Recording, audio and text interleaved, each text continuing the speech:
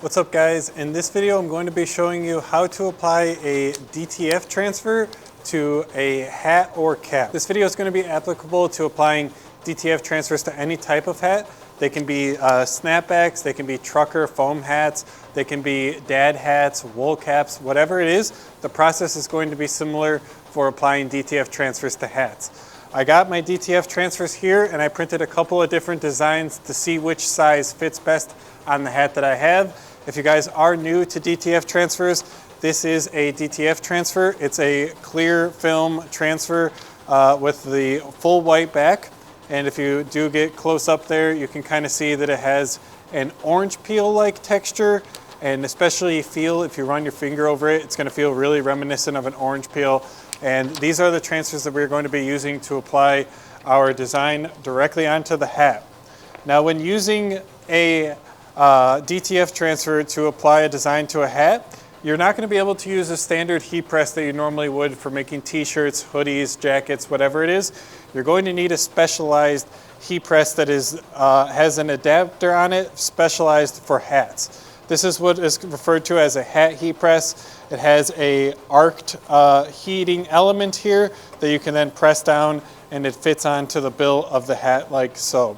So I'm going to go ahead and get this turned on so that we can start heating up the heating element while we get this transfer all ready to go. While we are waiting for the heat press to come up to temperature, let's go over the materials and items that we're going to be needing to actually do this. So we have our heat resistant tape. This is just standard heat resistant tape, the one that fits into the Scotch tape dispenser. I'll link it down below, get it from Amazon. We're going to need our DTF transfers as well as our blank hat. This is the Flex Fit Unipanel, and it doesn't have a seam here in the middle. It's only a 5-panel hat. This is going to make actually applying the transfer to the hat much easier. If it does have a seam, it can make things a lot more difficult, and that's probably only something you're going to want to consider if you're doing a decoration method such as embroidery. Anything that you need to transfer onto that seam is going to be a problem and something you want to avoid. So make sure that when you're choosing your hat, it either has a foam trucker style or it's a 5-panel snapback like this. And then last but not least, we of course need our hat heat press. This is a 5-in-1 heat press. We got this off of Amazon, and this attachment down here actually comes off and you can put on a full 10x12 platen to do t-shirts or whatever. This bottom part also comes off and you can do mugs, t-shirts, hats, whatever it is with this whole 5-in-1 heat press. But anyways, I think the heat press is up to temperature. We're running it at 330 right now, so we are good to go. You can grab our hat. So inside of the hat there is a cardboard structure. You could take that out, leave it in, doesn't really matter, but you're going to want to open up the hat and then position the hat onto the heat press. Now this is definitely going to be the hardest part and the most tricky to get down, especially if it's your first time. So you kind of just want to wrestle the hat, get it into position so that everything on the front of the bill right here where you're going to be placing the design is nice and flat and easy to adhere the design to. You just want to keep that like there and then go ahead and grab our DTF transfer. I went ahead and cut around the edges just to make sure things are nice and easy when we're getting it applied.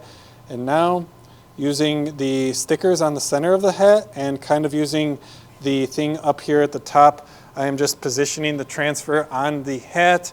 And now I'm going to come over here, grab our heat resistant tape, 2 pieces, and we're going to use this to secure the DTF transfer to the hat. Everything looks good with the position, so I'm going to try and get this tape on there without actually messing up the position.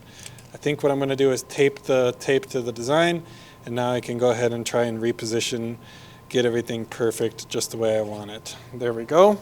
So now the design has been attached firmly to the hat. We can go ahead and make sure that our hat is on the press as good as it can be. You might want to consider getting some clips for down here. You can clip the hat to the actual frame and it can make things a lot easier. This is a little bit of an embroidery hack from back in my embroidery days.